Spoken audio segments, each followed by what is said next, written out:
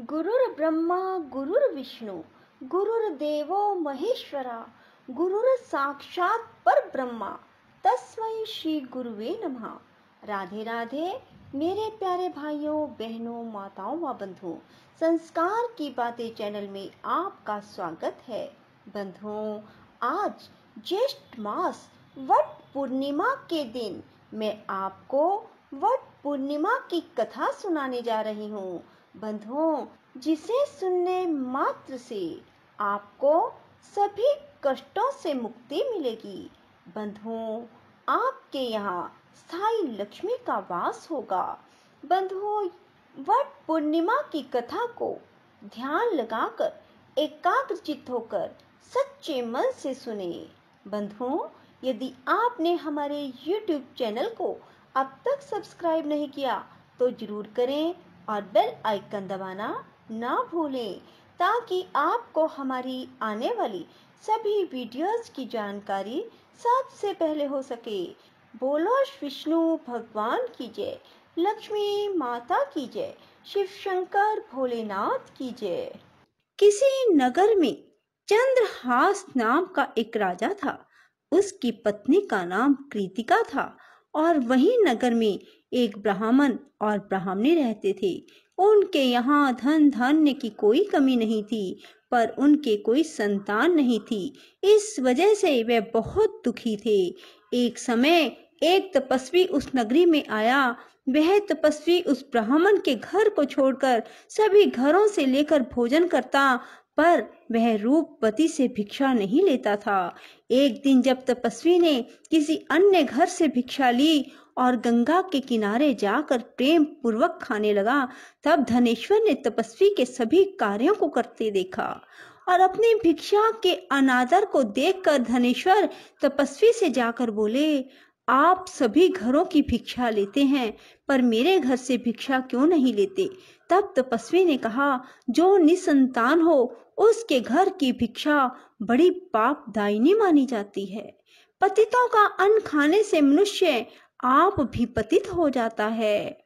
क्योंकि तुम निसंतान हो, इसलिए मैं तुम्हारे घर की भिक्षा नहीं ले सकता। धनेश्वर ने तपस्वी के पैर पकड़ लिए और बोला, मुझे आप पुत्र प्राप्ति का उपाय बताइए, मेरे इस दुख को खत्म करें। आप मेरे दुख को खत्म करने में समर्थ हैं। तब उसके द्वारा प्रार्थना करने पर तपस्वी कहने लगा, तुम चंडी की आराधना करो। और आकर उसने ब्राह्मणी को सारी बात बताई और खुद चंडी की तपस्या करने के लिए वन में चला गया। उसने चंडी की उपासना की, उपवास किया और 16वें दिन उसे चंडी ने दर्शन दिया और कहा कि तुम्हारे पुत्र होगा, पर वह 16 वर्ष का हो जाएगा तो मृत्यु को प्राप्त हो जाएगा। पर यदि तुम 32 पूर्णिमा का व्रत करोगे तो वह दीर्घायु प्राप्त करेगा। जितनी तुम्हारी समर्था हो उतने घी के दीपक बनाकर शिवलिंग के सामने जगाना, पर ऐसा 32 पूर्णिमा को ही करना।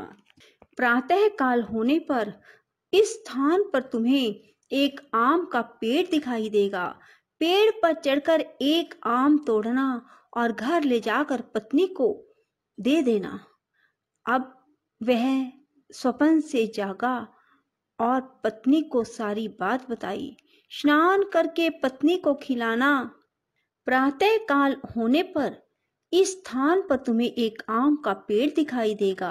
पेड़ पर चढ़कर एक आम तोड़ना और घर ले जाकर पत्नी को सारी बात बताना और स्नान करके पत्नी को खिलाना। उसके संतान होगी। जब वह सवेरे उठा, उसने वहां एक आम के पेड़ को देखा और आम लगा देखा, पर वह आम तोड़ ना पाया क्योंकि आम बहुत ऊंचे लगा था। और गणेश जी से प्रार्थना करने लगा कि हे गणेश जी, मेरा कार्य सिद्ध करें और मैं अपना मनोरथ पूर्ण कर सकूं। गणेश जी की कृपा से धनेश्वर पेड़ पर चढ़ गया और उस फल को देखा।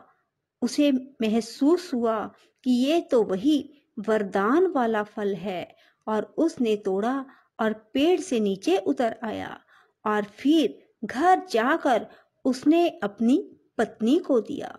9वें महीने उसके पुत्र पैदा हुआ। और पुत्र बहुत ही सुंदर और सुशील था। उसकी माता पिता ने 32 पूर्णमासी का व्रत करना शुरू कर दिया।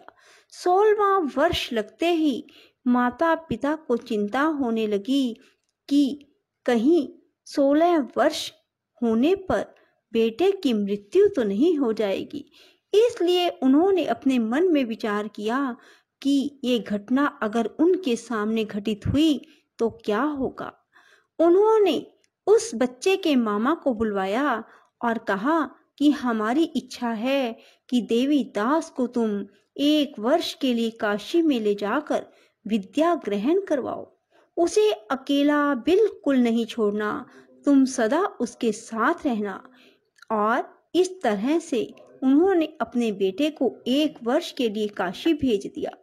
किंतु यह बात मामा को नहीं बताई। धनेश्वर ने अपने पुत्र की मंगल कामना के लिए भगवती की आराधना शुरू कर दी और फिर 32 पूर्णिमा का व्रत पूरा कर लिया। कुछ दिनों के बाद मामा भांजा किसी गांव में ठहरे हुए थे।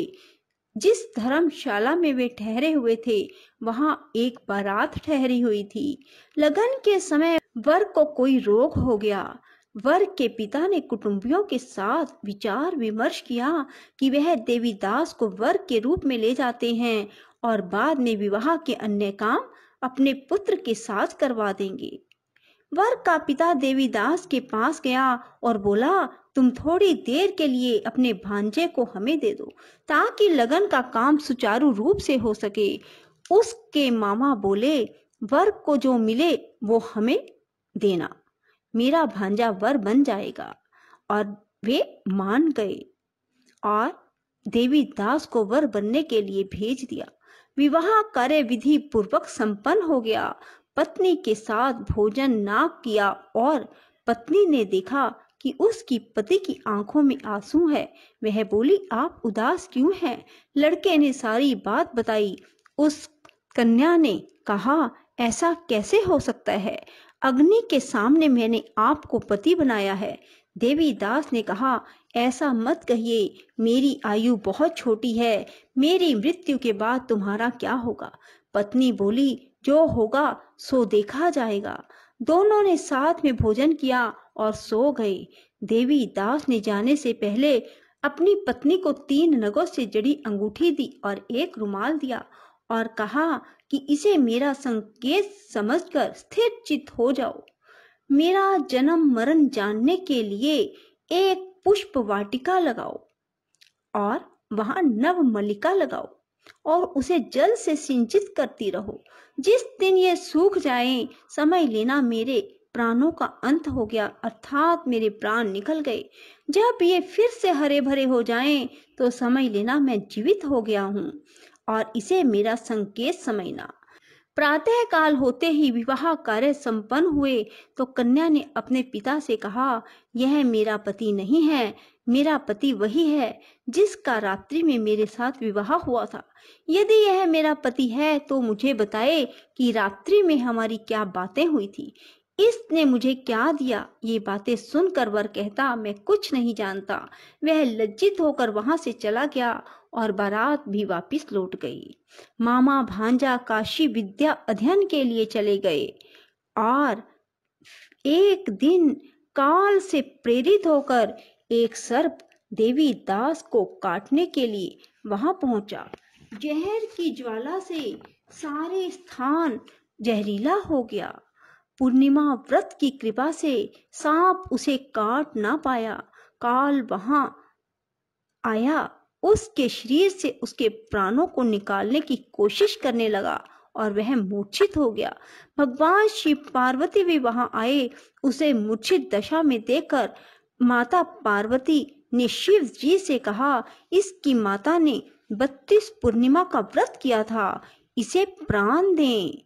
भक्त वत्सल भगवान ने उसे प्राण दान दिए। व्रत के प्रभाव से काल को भी पीछे हटना पड़ा। उसकी स्त्री उसकी प्रतीक्षा करती थी। उसने देखा कि पुष्प वाटिका में कुछ भी ना रहा और साथ ही देखा कि सब हरा भरा हो गया। ऐसा देखकर मैं बहुत हर्षित हुई और अपने पिता से बोली, पिताजी मेरे पति ठीक हैं, उन्हें ढूंढिए। उधर मामा भांजा भी 16वां वर्ष पूरा होने पर काशी से वापस चल पड़े और कन्या के घर पहुंच गए। कन्या ने अपने वर को पहचान लिया। धनेश्वर 32 पूर्णिमाओं के व्रत करने से पुत्रवान हो गया और जो भी स्त्री इस व्रत को करती हैं वह कभी विधवा नहीं होती, सौभाग्यवती रहती है। यह व्रत पुत्र पौत्रों को देने वाला और सभी मनोकामनाओं को पूर्ण करने वाला है। भगवान शिव की कृपा से 32 व्रत करने वालों की हर इच्छा पूरी हो जाती है। बोलो शिव शंकर भोलेनाथ की जय। राधे राधे, जय श्री कृष्णा। बंधुओं, यदि आपको हमारी वीडियो पसंद आए तो इसे लाइक करें और शेयर भी जरूर करें। धन्यवाद।